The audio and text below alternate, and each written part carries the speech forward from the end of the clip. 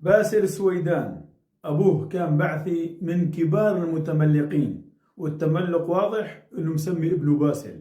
حاليا رئيس اللجنة الوطنية للمصالحة مع رموز النظام القديم، وصديق خالد الأحمد وفادي صقر. فادي الواقي الذكري ما غيره. خلونا نسمع. لكن هم كانوا مساندين ماليا، هم مستفيدين ماليا، هم ارتباطهم بالنظام لمصالح مادية بحتة. ربما يثبت نجري التسويات، تمت التسوية مع بعض الشخصيات. هذه التسويات تم اعتماد معايير، هذه المعايير لا نريد أن نصرح بها. قال تم اعتماد معايير لا نريد أن نصرح بها. أنا بصرح عنك خي سيادة الرئيس الركن المهندس المجاز المظلي باسل. القوادين اللي بيشتغلوا معكم بيعطوكم عناوين لبيوت الضباط النظام القديم، وانتم بتاخذوها وبتعطوها للشيوخ والأمراء.